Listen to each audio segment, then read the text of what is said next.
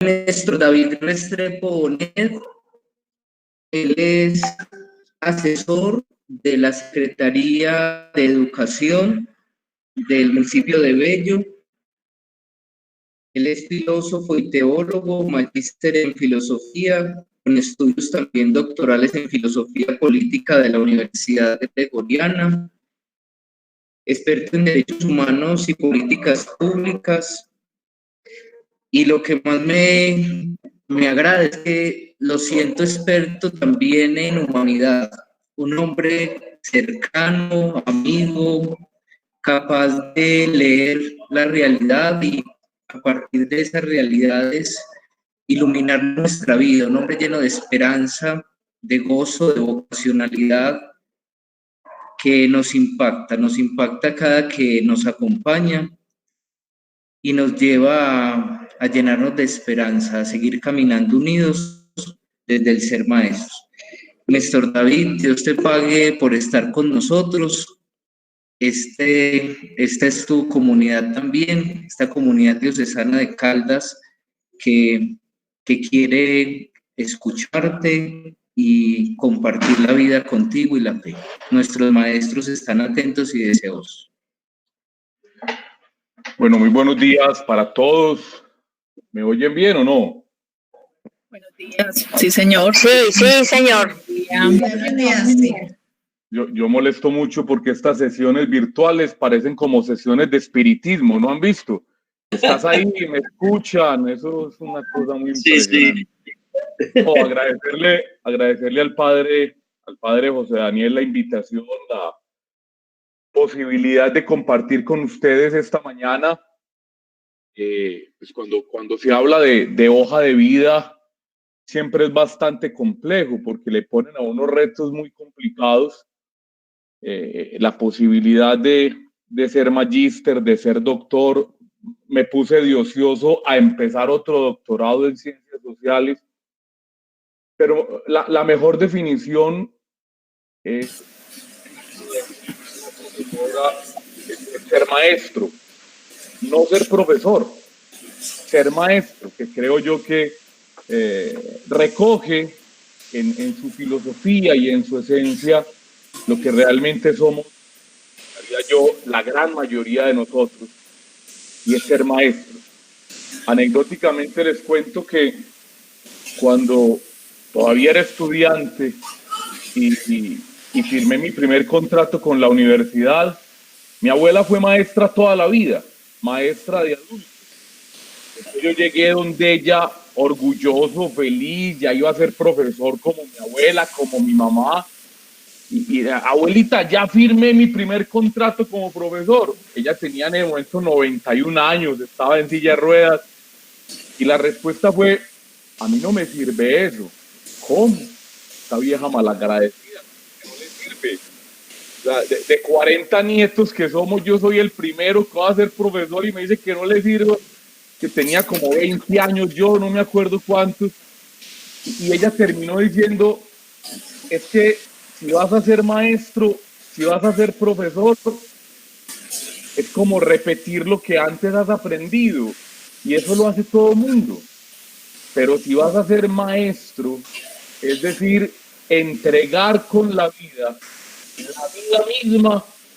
Néstor, yo me paro de esta silla de ruedas y te doy un abrazo. Y esa frase a mí me marcó. Y por eso siempre hago esa diferencia entre ser maestro y ser profesor. Ser maestro significa entregar la vida. Y entregar la vida no como los grandes héroes de la historia, entregar la vida por una causa. Puede ser bastante fácil entregar la vida por una causa. Entregar la vida por muchas causas, por 30, por 40, no sé cuántos, ya eso da otra razón de ser. Cuando estaba compartiendo y escribiendo, rayando hojitas, yo creo que Liris Márquez tiene el micrófono abierto y eso de pronto nos desconcentra y me disculpan. Bueno, yo creo que es que los niños también están escuchándonos antes, que privilegio para nosotros, ¿sí o no? Cuando estábamos rayando algunas palabritas para compartir con ustedes, me referí, y lo hago con ustedes como lo hago con mis estudiantes, que voy referenciando libros, películas, canciones, mis estudiantes saben que lo hago. Me referí a un texto de esos que leímos muchos de nosotros en la juventud, en esas de rebeldía y algarabía, El lobo estepario, de Hermann Hesse. Es bacanísimo, muy encarretador. Y allí hay una frase de Goethe que quisiera empezar con ello esta mañana. Cuando tratas a alguien como ese alguien es, no dejará de ser quien es. Cuando tratas a alguien como puede llegar a ser, ese alguien con seguridad llegará a ser a lo que está llamado. Hermann Hesse le atribuye esta frase a Goethe. Cuando tratas a alguien como ese alguien es, seguirá siendo lo que es. Cuando lo tratas como puede llegar a ser, con seguridad ese alguien llegará a ser a lo que está llamado. ¿Por qué arranco con esto? Porque para mí es un privilegio de vida compartir con maestros las experiencias de vida. Lástima que estos espacios se reduzcan a una pantalla y ver un montón de caritas o de letras al otro lado, porque pues, quienes me conocen aquí, hay algunos nombres muy conocidos, saben que yo soy muy abrazador y eso me hace falta.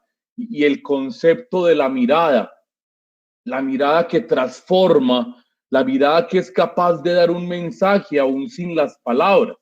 Y esa es una herramienta que tenemos nosotros los maestros. Porque, perdónenme aquí ser un poco vanidoso, quienes tenemos el privilegio de compartir mucho tiempo con las mismas personas, tenemos privilegios que otros estilos de vida no lo tienen. Yo no hablo de profesiones, yo hablo de estilos de vida. El abogado atiende a su cliente y son un montón de clientes. El médico opera a un enfermito y se fue aliviado, pero el maestro está todo un año con los mismos estudiantes y el otro año los vuelve a ver en el colegio un poquito más grandes y dentro de 5 años los vuelve a ver. Este año, el 2 de diciembre, yo cumplo 25 años de haberme graduado del colegio. 25. Ya vayan haciendo cuentas ustedes ahí más o menos cuántos voy teniendo, ¿cierto? Y casualmente me encontré con una profesora hace poquito y me extrañó demasiado, que es que la profesora, ella me juró y me perjuró que no se había hecho cirugías y yo la vi igualita y yo ya no tengo pelo, ya me acabé, ya estoy viejito y ella sigue siendo igual.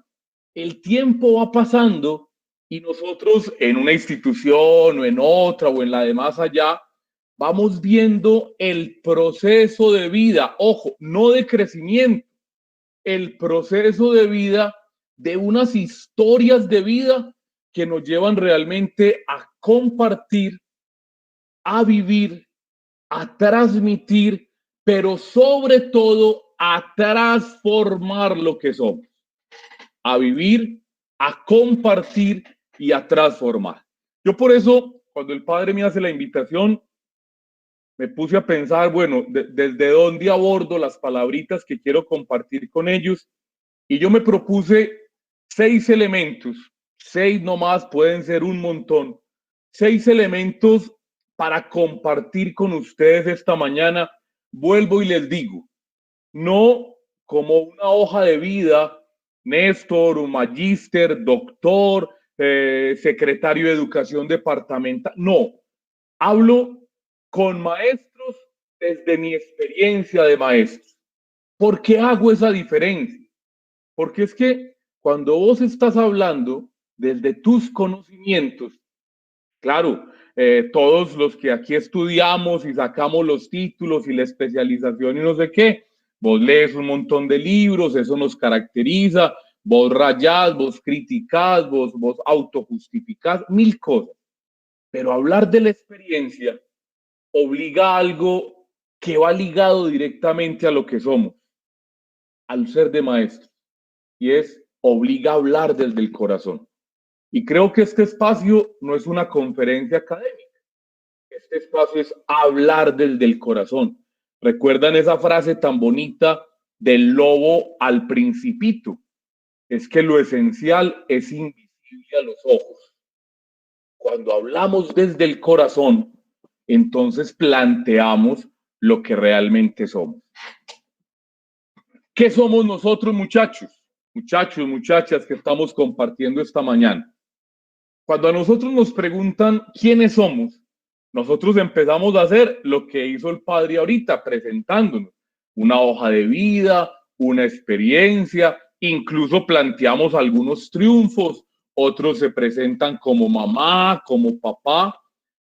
Nosotros planteemos desde lo principal, somos seres humanos. ¿Usted se había acordado de eso? Usted es un ser humano con todo aquello que significa ser humano. No nos digamos mentiras. Cuando nosotros entramos al salón de clase, muchos de nosotros pareciera que nos pusieran una capa, como una capa de superhéroe, porque queremos hacer muchas cosas. Queremos decir lo correcto. Alguna vez le escuchaba a un profesor, Gonzalo Soto Posada, y él decía, es que cuando usted empieza a ser profesor, usted enseña de todo, hasta lo que no sabe. Cuando usted ha caminado un poquitico más en el magisterio, usted enseña lo que sabe y usted se siente orgulloso. Cuando usted ya tiene experiencia como maestro, usted enseña lo fundamental. Gran diferencia. Enseñar lo fundamental. Entonces nosotros entramos a un salón de clase y pareciera que nos pusieran una capa de superhéroe porque queremos hacer de todo, inventamos 1000 pedagogías y leemos cómo hacer más didáctica nuestra clase, y más ahora en estos tiempos que pasamos a interactuar con un computador, con un celular, y tenemos 1000 historias para contar de los cacharros que han sucedido con padres de familia, con hijos, con esposas, con esposos, porque esta realidad nos obligó. Pero en esa condición de ser humanos, en esa razón de ser humanos, hay 3 preguntas que yo quiero plantearles a ustedes esta mañana y utilizar 6 elementos para responder esas 3 preguntas. ¿Qué hacemos? Ojo, no como maestros, eso ahorita. En este momento estamos en eso de ser humanos. ¿Qué hacemos? ¿Cómo lo hacemos? ¿Y para qué lo hacemos? ¿Qué, cómo y para qué? ¿Por qué les planteo esas 3 preguntas? Yo no sé cuántos años lleven ustedes, cada uno de ustedes, en esto de ser maestros. Algunos llevan más poquitos, otros llevan más años, pero esta comunidad de maestros tiene una característica especial, y es que nos une una razón de ser frente a lo que hacemos. No son solamente números, no sé cuántos licenciados de matemáticas, de literatura, no sé eso ni me interesa hoy, discúlpeme si soy un poco grosero. Pero aquí nosotros tenemos una realidad que nos lleva más allá y es ir a la trascendencia. Y no es, perdóneme padre lo que voy a decir, no es sencillamente una catequesis religiosa. Fe es creer sin haber visto porque así Dios no lo ha revelado, decía el catecismo del padre Astete. Yo sé que ustedes están muy jóvenes para que les hubiera tocado el padre Astete, ¿cierto? Pero así decía. Nosotros no estamos hablando de lo que no creemos, ni de lo que no entendemos, ni de lo que no vivimos. Nosotros hablamos desde el corazón. Alguna vez, en una veredita de Tame, creo que fue el segundo municipio que visité siendo secretario departamental, y me senté con una profesora allá en una vereda hermosísima, con una profesora muy viejita, y ella todavía era profesora titular ahí en la vereda. Yo creo que ella lleva para ahí 100 años, yo creo, pues sin exagerar, ahí en la vereda más o menos. Y empezamos a tomar un café mirando hacia las montañas, y me dijo algo que yo traté de cambiárselo y me dio la razón. Y me dijo, vea, Néstor, es que cuando un médico se equivoca, mata una vida. Cuando un ingeniero se equivoca, se cae el edificio. Ojalá lo hayan desocupado. Cuando el abogado se equivoca, es uno en prisión. Cuando el maestro se equivoca, mata una generación. Y entonces yo le dije, profe, ¿y por qué no lo cambiamos al lado positivo? Si el médico acierta es una vida, si el ingeniero acierta es un gran monumento, si el abogado acierta es la libertad, si el maestro acierta, salva una generación. Y ojo a esa palabra de salvar una generación. Por eso les decía, yo no sé cuánto tiempo lleve cada uno de ustedes en el magisterio, pero estoy convencido que en lo mucho o poquito han visto pasar por sus aulas de clase todo tipo de personas, todo tipo de ser humano. Y si devolvemos la pregunta esta mañana hacia esos seres humanos que han compartido con ustedes, perfectamente podríamos decirles, hey, qué recuerdo, qué impresión, cómo recordás a Laura Cecilia, cómo recordás a Marta Darley, cómo le recordás a John Vladimir, cómo los recordás. ¿Qué respuesta darían ellos? Yo sé que a ustedes les ha pasado, a todos nos ha pasado. Alguna vez me preguntaban cuál es el momento más gratificante para un maestro. Y yo creo que esperaban que la ceremonia de grados, que cuando el estudiante te da las gracias, yo no sé para ustedes. Para mí, el momento más gratificante de ser maestro es cuando voy por la calle, en cualquier parte, en el estadio, me ha pasado en el estadio, me ha pasado en un centro comercial, me ha pasado en la calle del municipio menos pensado de este país y veo que alguien se va acercando como con cautela, inmediatamente la pregunta es, profe, ¿se acuerda de mí? ¿Les ha pasado o no? Profe, ¿se acuerda de mí? Y a él se le vio una cara o a ella se le vio una cara que como, profe, Popó sí se acuerda. Muchachos, digamos la verdad, normalmente no nos acordamos, porque es que han sido tantos los estudiantes que uno, entonces les doy clavecitas ahí para que lo tengan en cuenta. Yo no tengo la experiencia de muchos de ustedes, pero algo he ido aprendiendo en la malicia. Yo empiezo a hacer preguntas maliciosas para poder descifrar el laberinto, ¿cierto?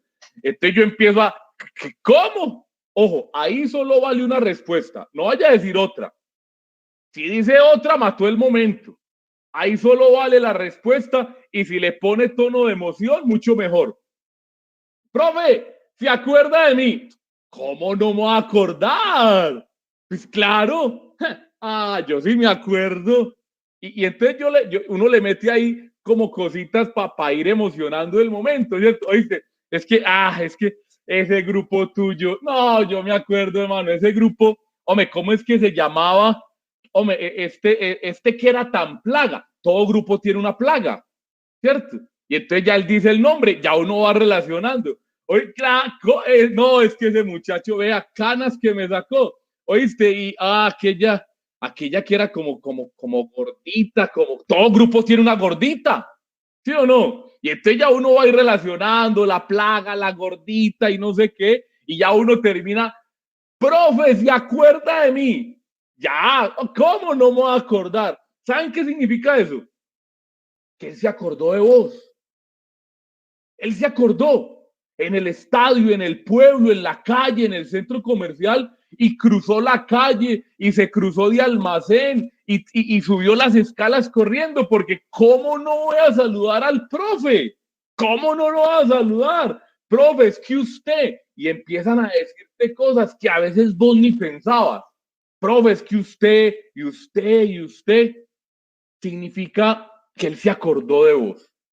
No sé cuánto tiempo pasó desde el día en que salió, se graduó, cambió de colegio, se acordó de vos. Ojo, transformaste una historia y tanto transformaste esa historia que pudiera haber pasado lo contrario. Es más, y hay que decirlo, a compañeros nuestros les pasa que ese mismo muchacho ve venir ese profesor, esa profesora y prefiere cambiarse de calle porque qué jartera saludar a ese señor. Qué pereza ese señor, como me hizo la vida imposible. Ahí estamos planteando son realidades de ser humano. ¿Qué hacemos? ¿Cómo lo hacemos? ¿Y para qué lo hacemos? Primer elemento, muchachos, somos seres humanos. Usted puede tener la hoja de vida de Sanchiras, usted puede tener especializaciones en las especializaciones, maestrías, doctorados, postdoctorados, reconocimientos internacionales, pero usted es un ser humano. Usted es un ser humano que le da frío, que le da calor, que le da hambre, que le da sueño, que llora. Muchachos, no se les olvide eso. Somos seres humanos. Y no se niegue la condición de ser humano. ¿Saben? El mayor de los maestros, Jesús de Nazaret, en el momento de la mayor angustia, trajo a colación su condición de ser humano y como sabía que le iba a doler, lo primero que dijo antes de que lo tomaran preso fue: Padre, aparta de mí este cáliz, pero que no se haga mi voluntad sino la tuya. Esa es la condición de ser humano, esa. Y el versículo más corto de la Biblia, y Jesús lloró cuando le cuentan de la muerte de Lázaro. Es que el maestro era ser humano también y lloró y le dio miedo y se sintió abandonado. Padre, ¿por qué me has abandonado? Hey, muchachos, no somos superhéroes, no somos Superman ni la Mujer Maravilla, no. Hay un montón de kriptonitas que terminan debilitándonos. Usted llega al colegio y tuvo un problema en la casa y eso no se puede obviar. Usted llega al colegio y el hijo está enfermo y a lo mejor le cortaron los servicios y el mercado no le alcanza. Es que somos seres humanos y cuando entramos al salón de clase compartimos con seres humanos, porque cuando damos el salto al otro lado, como decía Fernando Sabater, cuando nos queremos convertir siempre y en todo momento proyectos de héroe moral, nos rodeamos de esa capa y terminamos aflorando por algún lado. ¿Qué hay más que se contagie con facilidad que el mal genio? ¿No les ha pasado? Y uno llega al colegio lleno de ánimo, entusiasmado. ¿Qué hubo? ¿Cómo amaneciste? Y el otro, ahí vamos. ¿Ya usted qué le dice? ¿Ya usted se le acaban las preguntas? No, hermano, esto está muy duro. Ese rector como jode. Ese padre de la pastoral como pone trabajos. Esto está muy horrible ahora. Qué cosa tan berraca. Vos salís, llegaste entusiasmado y das la vuelta y vos salís repitiendo. No, es que esto sí es muy duro. Qué cosa tan brava. Y llegaste con las pilas puestas.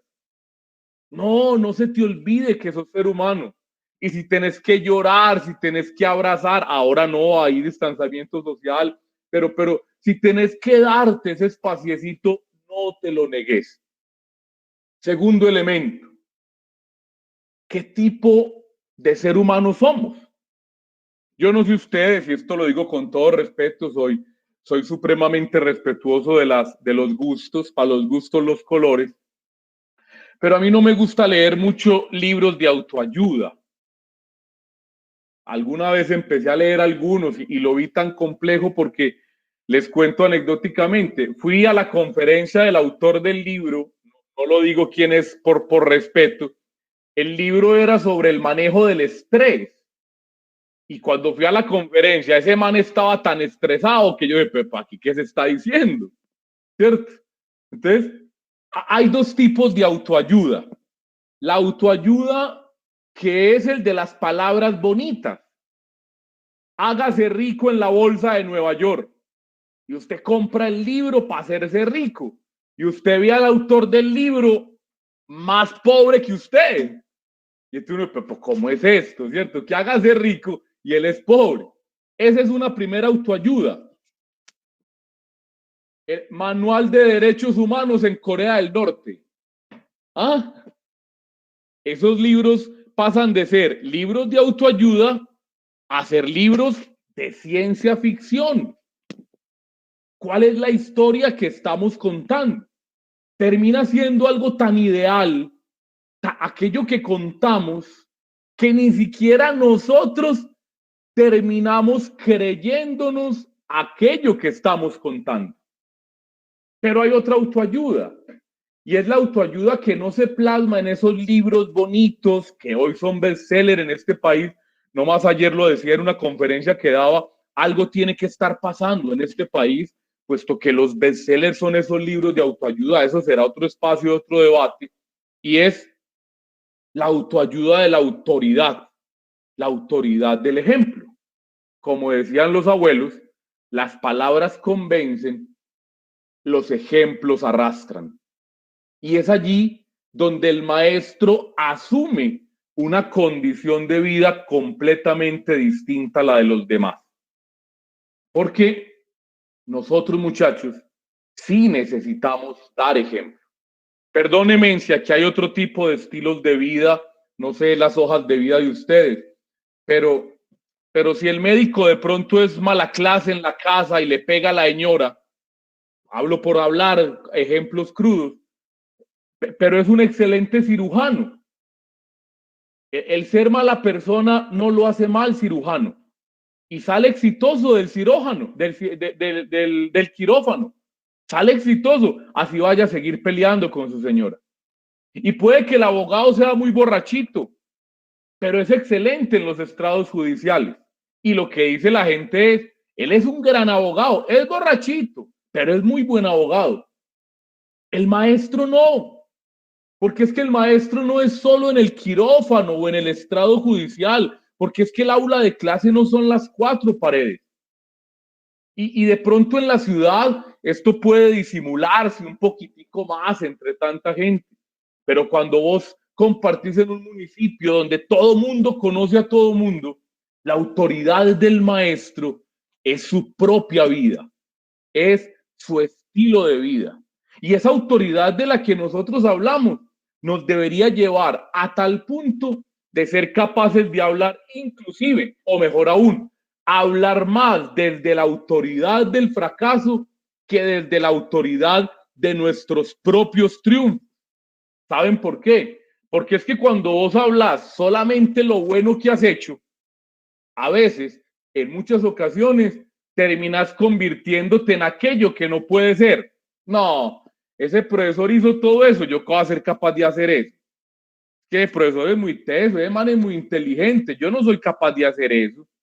Pero cuando vos hablas de tus fracasos, como ser humano que somos, entonces el otro se ve reflejado de tal manera en tu historia que terminamos viéndonos espejo a espejo. Estoy convencido, vuelvo y repito, aquí veo el numerito, somos 48 conectados, no conozco a la mayoría de ustedes, pero estoy convencido que el 100% de los que estamos aquí conectados somos maestros porque un día alguien nos enamoró de ser maestro. Ojo, muchachos. Padre, perdóneme si de pronto voy a decir aquí algo malo, algo grosero y usted luego me confiesa, por favor, pero si de los 48 que hay aquí conectados, hay uno que se metió a ser profesor para solucionar su problema laboral y económico, le cedo ya mismo el micrófono y siga con la charla para que nos diga cómo se hace. Porque por aquí no fue. Si hay alguno que se metió a ser profesor para solucionar un problema de soledad, diga cómo es que aquí no fue. Por favor, desconéctese de este computador ya y váyase para otro lado. No haga daño. Porque eso es lo que esté haciendo. No sé cuántos años lleve, pero le aseguro, sin conocerlo, que usted es de los profesores que llega haciendo mala cara y regañando a todo mundo. Porque es que vos no sos feliz. Nosotros que nos metimos a este cuento por pasión, porque alguien nos enamoró, entonces compartimos la vida, aún en medio de los fracasos. Muchachos, todo aquello de lo que nosotros hablemos tiene que estar documentado. Y documentado no es en un libro, documentado es en tu propia historia. Ser honesto eso se puede documentar fácilmente porque la gente te conoce y eso te hace creíble. Muchachos, eso de tener credibilidad en la palabra es tan teso que hasta aquello que es exacto, 10 más 10 da 20, puedes llegar al punto de que no te crean que 10 más 10 es 20, porque no estás hablando desde tu experiencia de vida. No estás contando una historia real, terminas contando una historia de ficción. Hacer lo que decimos y decir lo que hacemos, porque de lo contrario no somos nosotros y terminamos jugando, perdónenme la redundancia, a un juego de roles de darle gusto a todo mundo y cuando menos pensamos ya no somos nosotros. Le quisimos dar gusto a tanta gente de decir tantas cosas, de hacer tantas cosas, que se nos olvida lo que nosotros somos. Hay un libro de Bronnie Ware, una enfermera australiana. El libro se llama Las 5 cosas de las que la gente se arrepiente antes de morir. Bronnie Ware es una enfermera que se dedicó a cuidar enfermos terminales. Y en el diálogo de sus enfermitos, siempre les preguntaba, ¿qué es lo que usted está arrepintiendo ahora? Horas antes de morir, días antes, enfermos terminales. Y ella empezó a escribir esas historias. Casualmente, independiente de estrato social, de nacionalidad, de relación económica, de reconocimiento social, el ítem número 1 de lo que la gente se arrepiente antes de morir es dejar de hacer lo que quería por terminar haciendo lo que otros querían que fuera. Ojo, muchachos, terminamos viviendo tantas vidas, la vida de la mamá, la vida de la maestra, la vida de la amiga, la vida de la abuela, la vida de la vecina, la vida. Claro, Marta Darley, lo digo porque la veo aquí conectada, Marta hace tantas cosas en su ser humano que son tantas vidas y tiene que darle gusto al esposo, darle gusto a darle gusto a aquel, que termina sin saber a quién darle gusto. Y lo peor, no se da gusto a ella misma. Yo lo digo porque ella sabe que yo hablo de ella, mi mamá sabe que yo hablo de ella en estas conferencias, entonces ya lo digo con toda tranquilidad, pero mi mamá era bailarina de flamenco y entonces se presentó en el Pablo Tobón Uribe muchas veces, hizo giras en países latinoamericanos siendo bailadora de flamenco. Cuando llegó el momento de viajar a España por una beca que se había ganado, ese concepto de años atrás de que aquellos que se dedicaban a la cultura eran sinvergüenzas y no sé qué, entonces mi abuela y mi abuelo no lo dejaron ir y eso se convirtió siempre en una frustración para mi mamá. Y hoy sentarse uno con ella a ver festivales de flamenco es verla a ella proyectarse ya cuando no lo puede hacer. Muchachos, terminamos viviendo tantas vidas que dejamos de vivir la de nosotros. De allí la necesidad de intentarlo todo en nuestra historia para que al final de esta historia, si es verdad aquello, no lo sabría decir, por obvias razones no me he muerto, pero si es verdad aquello que dicen de que minuticos antes de morir te empieza a pasarte la vida como un cassette por la memoria, hombre, pues no tengas que arrepentirte de aquello que todo mundo se arrepiente, de no haber hecho lo que quería hacer. Y eso, porque siempre que hablo de esto, la pregunta inmediatamente es, Néstor, ¿y eso cómo se logra? ¿Hay alguna receta? No, recetas no hay, muchachos. Esto no es como el arroz, 2 de agua por 1 de arroz, un poquito de aceite y un poquito de sal al gusto. No, esto no es receta. Esto es estilo de vida. De allí la necesidad de ponernos en todo momento metas alcanzables que nos permitan levantarnos cada mañana. Ojo, muchachos, metas alcanzables. Estamos en una primera condición, que es la condición de ser humano. Planteémonos metas, pero metas que podamos alcanzar. Incluso les digo, planteémonos metas a corto plazo, metas a 2 días, metas a 3, porque es que esa meta es la que te levanta de energía todas las mañanas a decirte, yo hoy lo voy a lograr.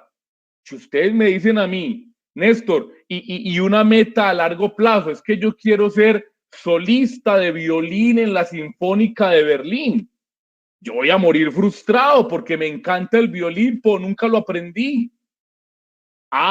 Pero si ustedes me dicen a mí, ¿qué meta tengo para hoy? ¿Qué meta tengo para mañana? Para pasado mañana, nos quedamos toda la tarde hablando, pero que sean metas alcanzables.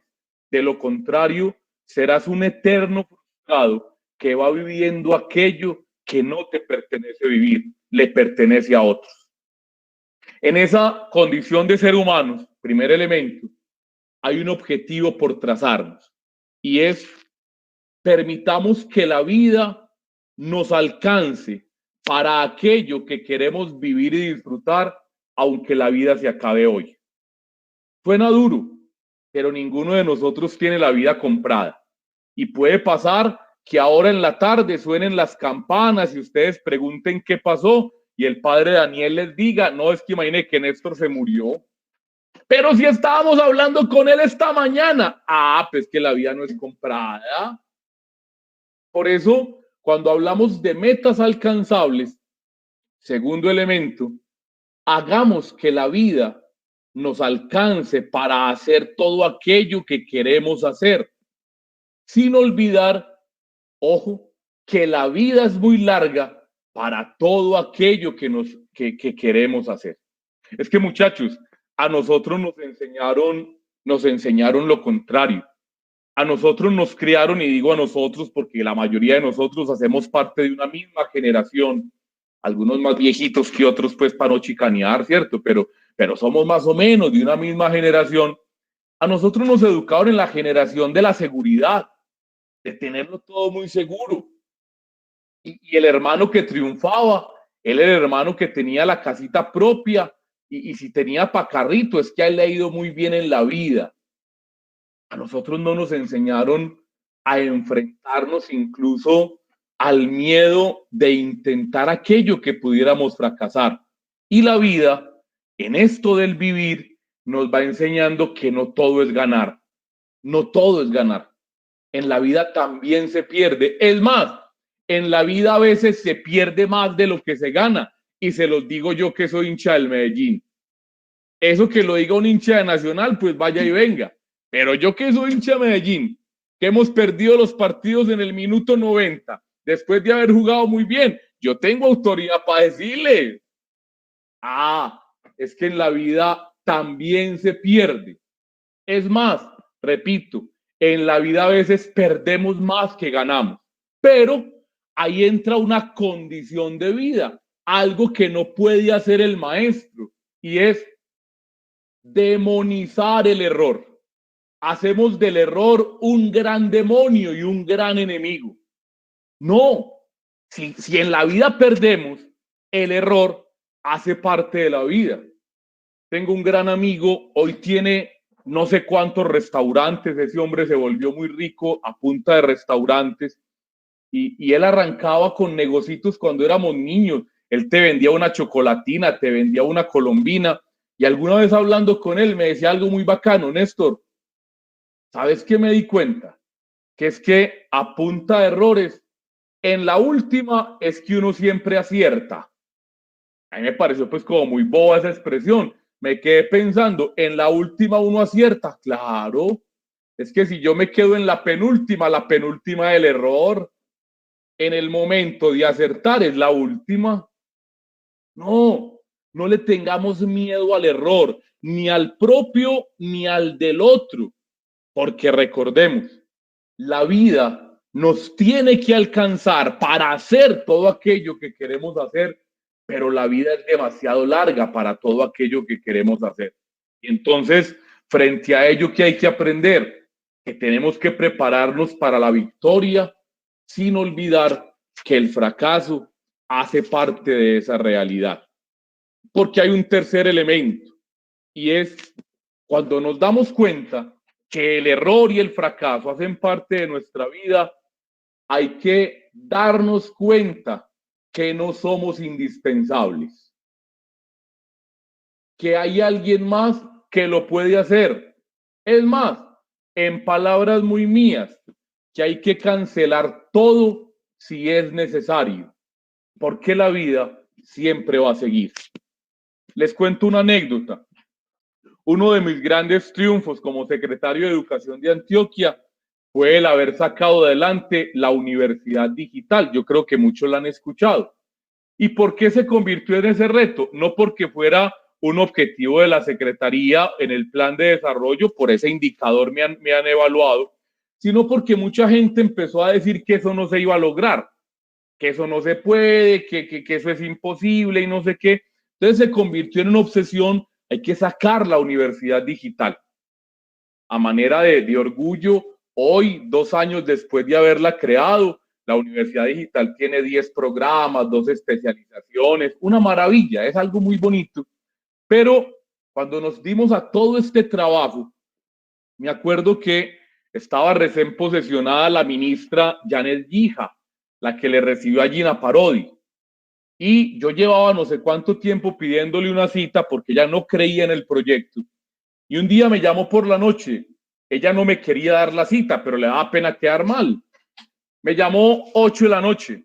Néstor, te espero mañana a las 10 de la mañana en mi despacho.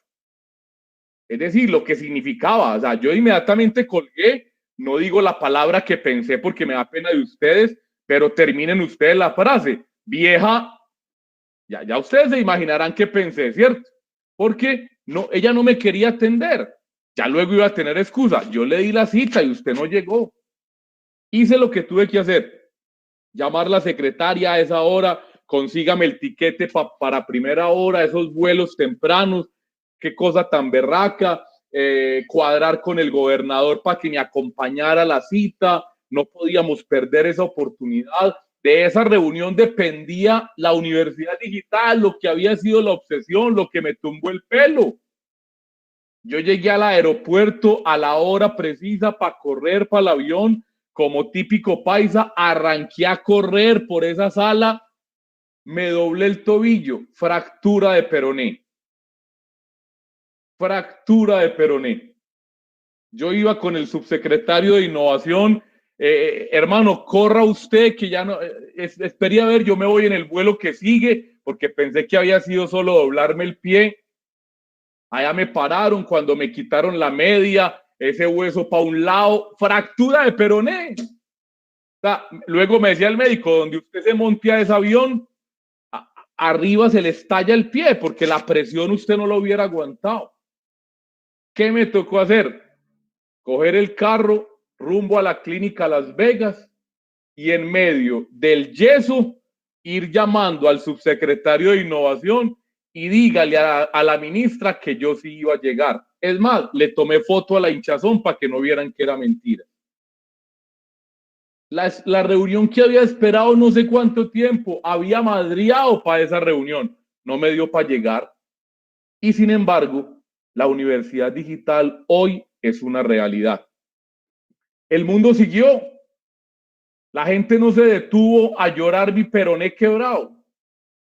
El subsecretario llegó a la reunión, la gente que estaba en el aeropuerto siguió en busca de su vuelo. De pronto quien me veía el tobillo, algunos decían, ay, pobrecito, otros se reía, otros se mandaba la mano a la cabeza, pero la vida siguió.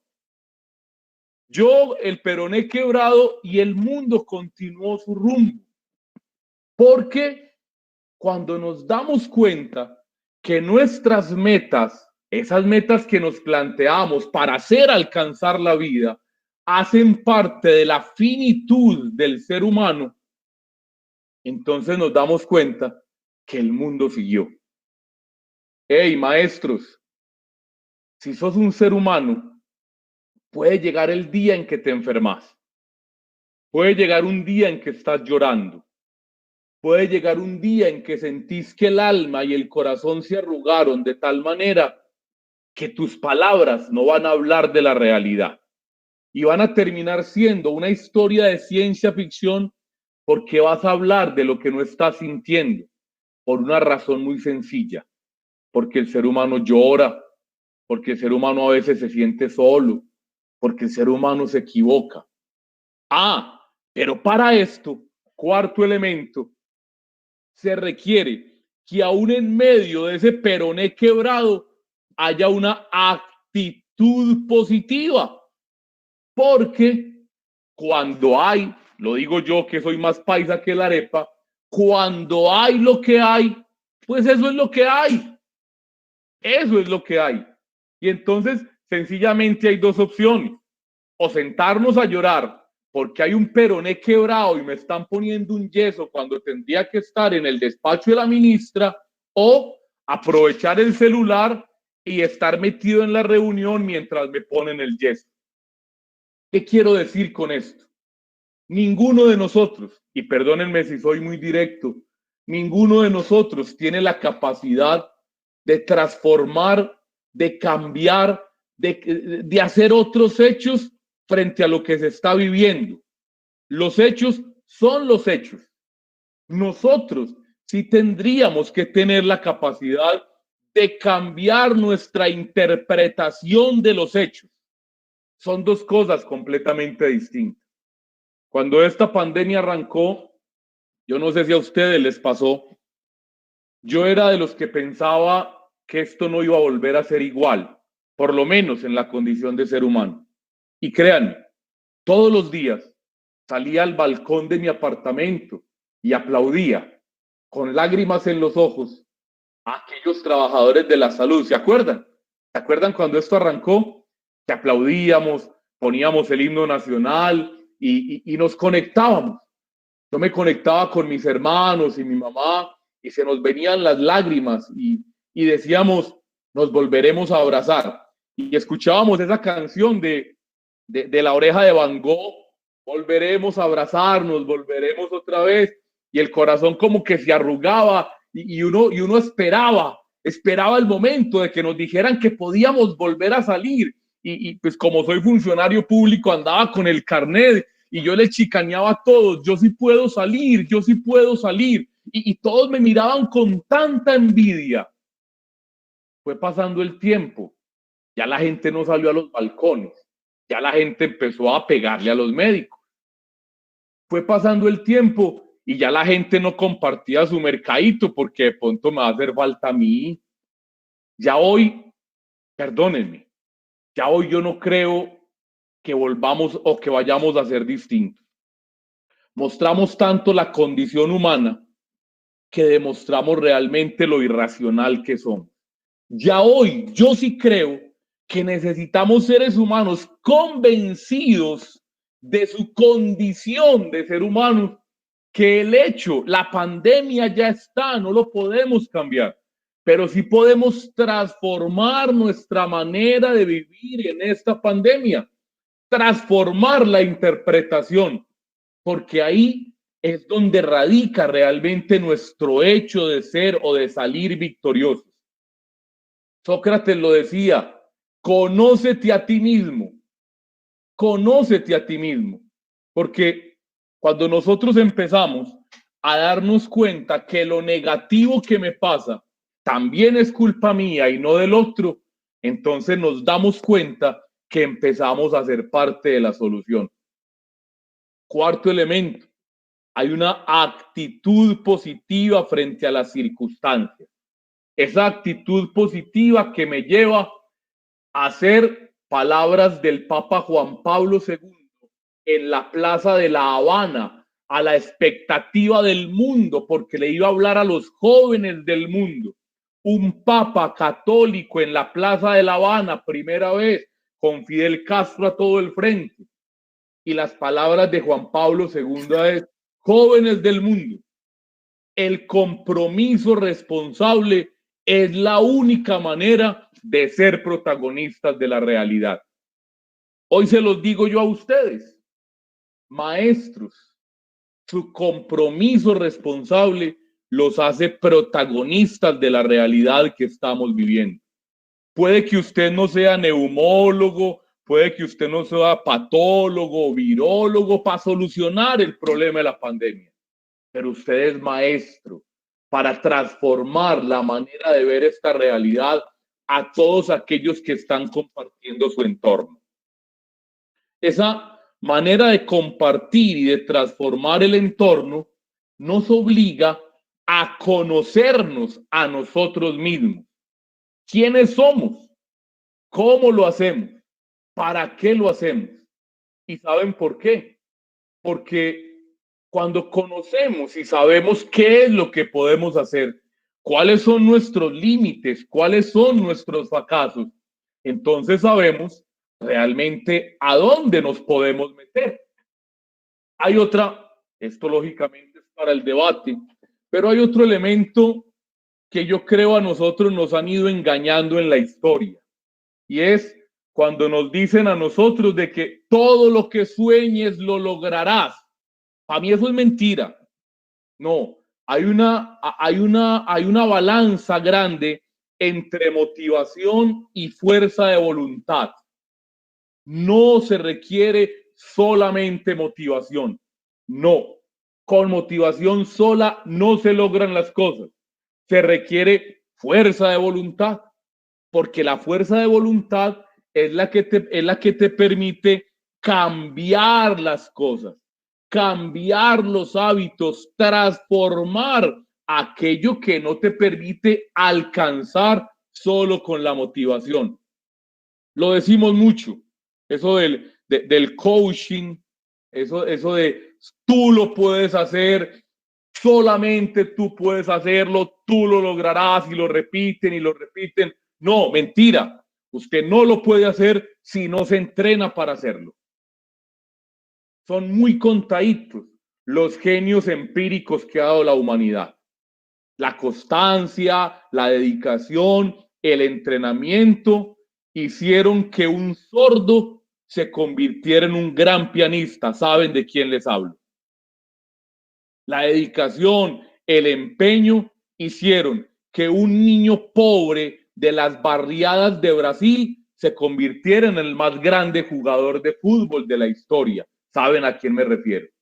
No es solo la motivación. Claro, la motivación juega un papel fundamental, pero si a eso no le inyectas hábito y entrenamiento, la motivación no te va a alcanzar.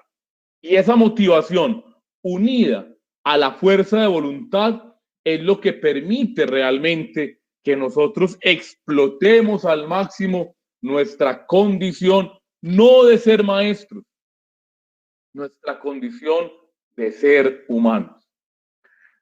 Tengo el privilegio hoy de ser jurado de los premios a la calidad educativa en Medellín.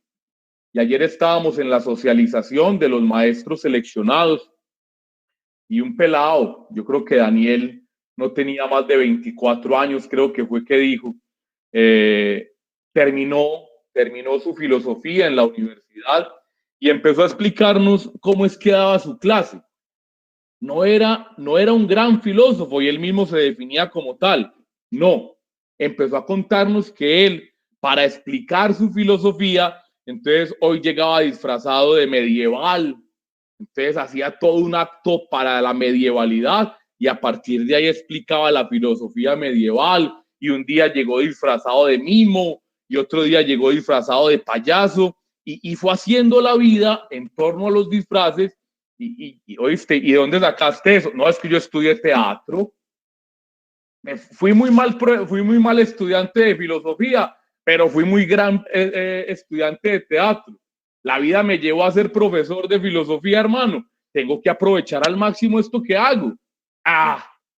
Es que no se trata solo de ser maestro por ser maestro. Se trata de explotar de tal manera la condición de lo que hacemos y para lo que somos tan buenos, que no se trata solo de ser bueno para dar matemáticas.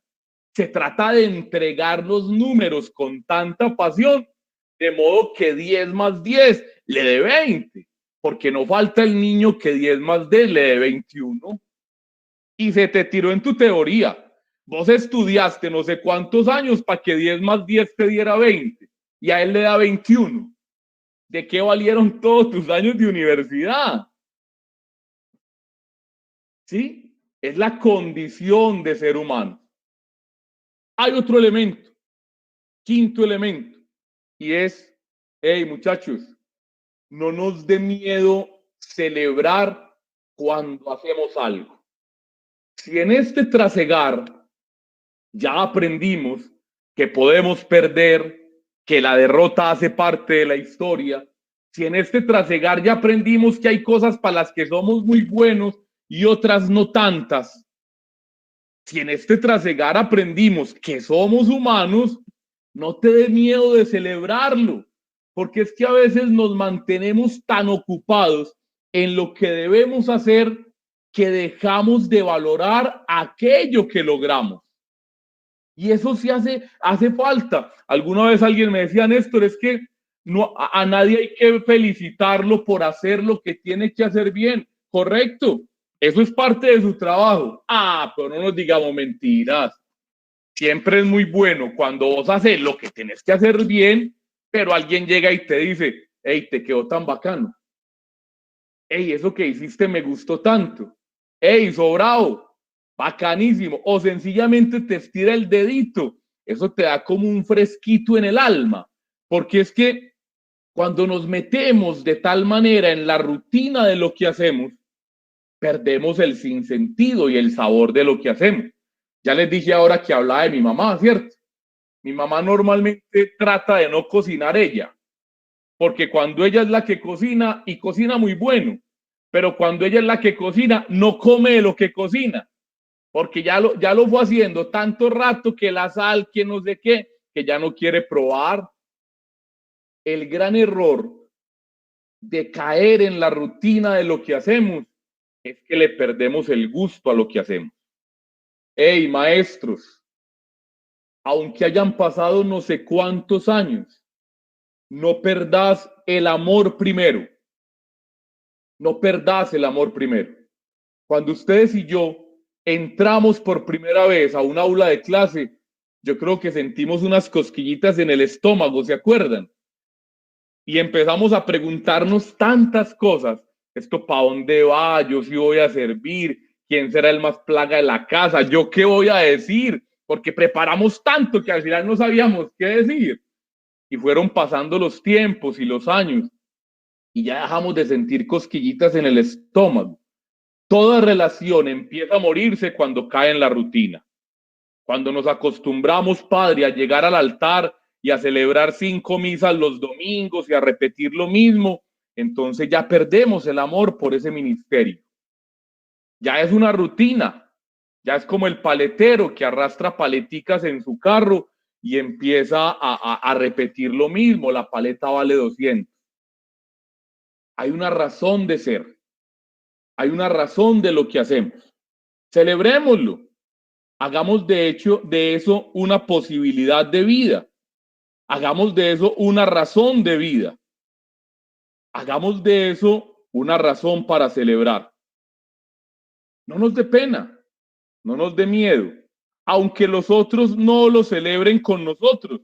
Nosotros hagámoslo, nosotros celebrémoslo, nosotros vivámoslo, nosotros disfrutámoslo. Porque el último elemento, porque aunque todos los días parezcan iguales, si tú no eres cambiar a tu alrededor, serán siendo iguales. Hay una película, se la recomiendo, se llama El Día de la Marmota. Y el Día de la Marmota es que hay un día que sale una marmota en un lugar determinado y ese día van periodistas y van estudiosos a leer el fenómeno de la marmota. Y va un biólogo precisamente a estudiar el Día de la Marmota y empiezan a estudiarlo y no sé qué, y él se acuesta y se levanta al otro día y se da cuenta que es el mismo día, y al otro día es el mismo día, Y este gran estudioso empieza a perder la paciencia, porque como que se metió en una cámara del tiempo que no avanza y todos los días son iguales, y sale y ve la marmota, pero si había que esperar un año, yo salgo y la veo todos los días. Le perdió el gusto a celebrar el día de la marmota. De pronto, este estudioso, Mark creo que se llamaba, empieza a darse cuenta que hay una periodista que le gusta. Y aunque se levanta todos los días, el mismo día, él empieza a hacer cosas distintas para conquistar la periodista. Entonces ya deja el mal genio. Entonces este día su meta es llevar el tinto del restaurante y ponerlo más cerquita. Y mañana, aunque es el mismo día, el día de la marmota, ya mañana es sentarme en la mesa de la periodista. Y la película es ver a Mark cómo va tratando de hacer que todos los días, aunque iguales, sean distintos para conquistar la periodista. Ya tenía una razón de ser, ya tenía una motivación distinta a conquistarla a ella. Aunque los días eran iguales, él trataba de cambiarlos para conquistarla. El día que la conquistó y que se fueron felices porque se habían coqueteado y ya sabían cómo se llamaban, al otro día se despertó en el hotel y había cambiado el día de la marmota. La anécdota de la película era esa. Si no eres capaz de cambiar las circunstancias, que no somos capaces, hey, por lo menos trata de hacer cosas distintas para que las circunstancias no sean iguales. Muchachos, hay 6 elementos de vida de maestros que yo quería compartir con ustedes esta mañana. Somos seres humanos que ayudamos, pero que debemos ayudar con lo que somos, no con las palabras, para no terminar contando historias de ficción. Seres humanos que tenemos una vida, no sé de cuántos años ni cuándo será el final, pero seres humanos para llegar a hacer de esa vida lo tan larga posible para que seamos felices. Ojo, no para que seamos alegres. Hay momenticos de alegría, pero hay estados de vida que son de felicidad. Y en ese ser tan largos, cuando aprendemos a cancelar incluso lo que es necesario, porque el mundo siguió su giro, nos damos cuenta que se gana y se pierde. Y como se gana y se pierde, no podemos dejar borrar la sonrisa, pero una sonrisa que nazca del corazón, es decir, aquello que llaman una verdadera actitud positiva. Esa actitud positiva que me permita llevar en una mezcla real la fuerza, la motivación y la fuerza de voluntad, como receta perfecta para alcanzar aquello que me he propuesto en esa vida. Y esa fuerza de voluntad ligada a la motivación me permite darme cuenta que yo celebro lo que hago, lo disfruto, lo vivo, lo cuento, lo sueño, lo vivo de verdad, para que si me llegase a pasar lo del día de la marmota, tener la capacidad suficiente de transformar aquello que ha sido mi estilo de vida. Ustedes un día, maestros, entraron a un aula de clase. Ustedes un día, maestros, siguieron entrando a un aula de clase. Y fuimos cambiando. El rostro nos fue cambiando. A mí el pelo se me fue cayendo. Fueron apareciendo canas. Fueron apareciendo arrugas. Fuimos viviendo. Qué rico sería que mañana, pasado mañana, no sé cuántos días, alguien cruce la calle y en esos ojos brillantes y en esa sonrisa saltona te pregunte: profe, ¿se acuerda de mí? Vos, aunque no te acordes de él, sintas como el corazón palpita más fuerte, cómo te dan ganas de abrazarlo, aunque no te acordes de él, porque en el fondo del corazón sabes 2 cosas. Él se acuerda de vos y vos le transformaste la vida. Muchachos, hoy a esta hora estoy seguro, no creo equivocarme. Yo soy narizón por familia, no por mentiroso. A esta hora hay un niño o muchos niños jugando a ser maestros. ¿Ustedes sabían eso o no? Y entonces paran unas sillitas de la casa y ponen unas camisitas como si fueran estudiantes y les hablan como vos les hablas. ¿Los han visto? Les hablan y se ríen como vos te reís y se paran así como vos te parás en el tablero. Es más, los regañan como vos los regañás. Ah, hay unos niños jugando a ser maestros. Hay unos jóvenes que te preguntan, profe, ¿se acuerda de mí? Hay unos adultos que cierran los ojos y traen tu nombre a colación. ¿Saben qué significa eso? Sos maestro, sos ser humano. Les agradezco mucho este ratico. Muchas gracias.